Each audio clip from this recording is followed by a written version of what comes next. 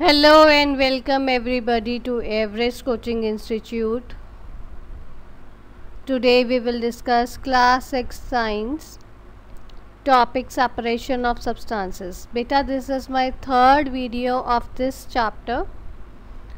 In the previous videos we discussed why is there a need to separate different things in with the different substances which are present in the mixture, and we discussed overall 5 methods. हमने कौन कौन से discuss किए थे?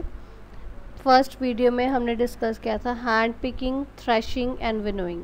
Second video में हमने किया churning and sieving, and in this video we will move ahead. हम सबसे पहले इसमें डिस्कस करेंगे सेडिमेंटेशन. बेटा, सेडिमेंटेशन और डिकेंटेशन हमने सिर्फ ये दो मेथड्स डिस्कस करना है. प्लीज़ केयरफुली इसको लिसन करना, अंडरस्टैंड करना. अगर आपको कहीं पे कोई चीज़ नहीं समझ आएगी आप अपनी क्वेरी कमेंट बॉक्स में डाल सकते हो. This is a very important topic. ये अगर आपको अब समझ आ गया तो आपको आगे आपका बेस बहुत अच्छा बन जाएगा, आपको बड़ी क्लासेस में बहुत हेल्पफुल रहेगा. ठीक है, तो सेडिमेंटेशन क्या होता है? देखो, सेडिमेंटेशन में बेसिकली आप देखो तो आप अपने घर में, आप एक घर में आपकी मम्मा उसको डेली करती हैं. जब आपकी मम्मा ने दाल, राजमा, चने या आपका इसको राइस, कुछ मम्मी ने ऐसी चीज़ बनानी है तो मम्मी उसको पहले वॉश करती हैं पानी में. उसको वॉश करने का क्या मेथड करती है मम्मी? पहले दाल लेंगी या जो भी चीज़ है, राइस लेंगी, उसको पहले पानी में डालती हैं. पानी का लेवल थोड़ा ज़्यादा होता है और उसका जो आपका सॉलिड सब्सटेंस है उसका लेवल थोड़ा कम होता है.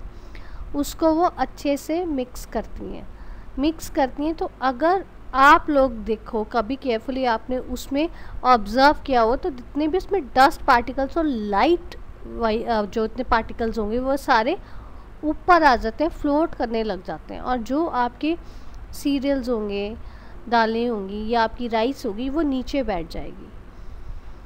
ये जो प्रोसेस है इसको हम सेडिमेंटेशन बोलते हैं.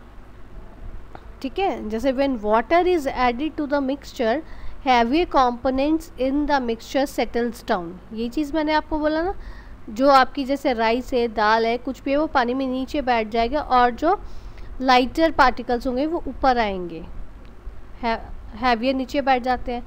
This process is called sedimentation.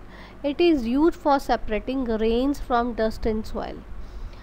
Grains को, सीरियल्स को, इनको आप उसमें से मिट्टी निकालने के लिए, डस्ट पार्टिकल्स निकालने के लिए हम इनको यूज़ करते हैं. ये देखो जैसे पिक में है, लेफ़्ट साइड पिक में अगर आप देखो तो ग्लास में डाला हुआ हमने मड डाली हुई है, थोड़ी सी सैंड डाली हुई है, सैंड की और पानी वो मिक्स किया हुआ है. तो वो देखो कितना वो डर्टी पानी है. और राइट साइड पिक में मैंने क्या किया, उसको थोड़ी देर उसको रखा, ऐसे ही स्टैंड स्टिल छोड़ दिया ग्लास को. उसके बाद में जितनी इम्प्योरिटीज़ थी, जो हैवियर था, उसमें सैंड सारी नीचे बैठ गई और पानी सारा ऊपर आ गया. और जितने उसके लाइट पार्टिकल्स होंगे, उसमें जितने डस्ट वगैरह होगी, वो सारी ऊपर तैरने लगी, सैंड सारी नीचे बैठ गई. So this is a basic process of sedimentation जो आप घर में आपकी मम्मा रोज़ करती हैं दाल चावल बनाने के लिए. ठीक है, ये था प्रोसेस सेडिमेंटेशन का. सेडिमेंटेशन में क्या होता है कि सिर्फ हम पानी में उसको डिप करते हैं तो हैवियर पार्टिकल्स नीचे आ जाते हैं और लाइट पार्टिकल्स ऊपर पानी में फ्लोट करते हैं. जो लाइट पार्टिकल्स होते हैं वो हमारी इम्प्योरिटीज़ होती हैं. ठीक है, सो अब हम डिस्कस करेंगे डिकेंटेशन. डिकेंटेशन क्या होता है? डिकेंटेशन एक वो मेथड होता है जिसके बीच में, अभी देखो मैंने वही चीज़ है जो आपको मैंने पहले कराई है. पहले देखो हमने जैसे चावल, दाल जो भी था, पानी में मम्मा डिप करती हैं तो लाइट पार्टिकल्स, डस्ट पार्टिकल्स उसके ऊपर फ्लोट करने लग जाते हैं. फिर मम्मा क्या करती हैं, उसको ऐसे यूज़ कर लेती हैं क्या? पानी को ऐसे यूज़ नहीं करती हैं वो पानी को बड़े केयरफुली उसको पानी को सेपरेट कर देती हैं. उसे वो नीचे अलग दूसरे वेसल में निकाल लेती हैं और जो हैवी पार्टिकल्स होते हैं उनको अलग रखती हैं. ऐसे ही करती है ना मम्मी. फिर उसमें सारी जब डस्ट इम्प्योरिटीज़ निकल जाती हैं तो फिर उसको वो यूज़ करती हैं जैसे उन्होंने यूज़ करना होता है. सो ये प्रोसेस, इसमें पहले हमारे को सेडिमेंटेशन करना पड़ेगा, उसके बाद में हमारा डिकेंटेशन होगा। So decantation is the transfer of clean water from one vessel to another without disturbing the settled particles. Settled particles वो बड़े ध्यान से करते हैं ना कि वो आपकी जो दाल या चावल है वो पानी के साथ फ्लोट ना कर जाए, सिर्फ गंदा पानी निकले उसमें से। और this is done after sedimentation. वही मैंने आपको बात बताई कि सेडिमेंटेशन के बाद में ये प्रोसेस होता है। वो क्या कहते हैं, कई बार क्या होता है, sometimes even after decantation very smaller dust particle still remain in water. कई बार डिकेंटेशन करने के बाद में, सेडिमेंटेशन और डिकेंटेशन दोनों प्रोसेस करने के बाद में कई बार फिर भी उसमें कुछ डस्ट पार्टिकल्स रह जाते हैं। ये मैं आपको अभी इस वीडियो में दिखाती हूँ।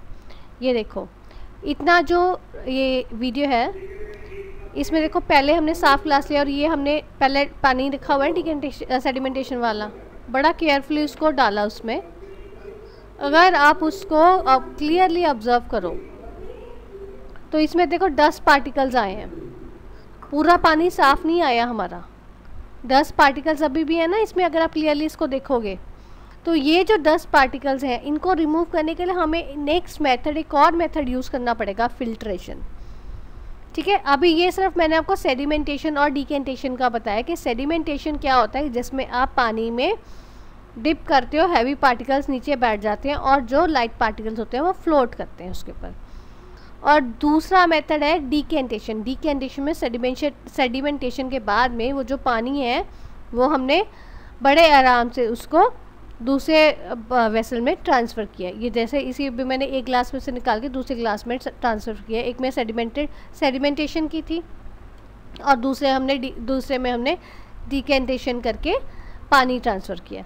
अब भी आप क्लियरली देखो, क्लोजली ऑब्जर्व कर तो उसमें डस्ट पार्टिकल्स हैं। तो यही डस्ट पार्टिकल्स को रिमूव करने के लिए हमारा एक नया मेथड यूज़ होता है, दैट इज़ फिल्ट्रेशन, जो हम नेक्स्ट वीडियो में डिस्कस करेंगे। ठीक है, अभी तक आपको अगर कोई दिक्कत हो तो आप अपनी फीडबैक दे सकते हो। Thanks for watching.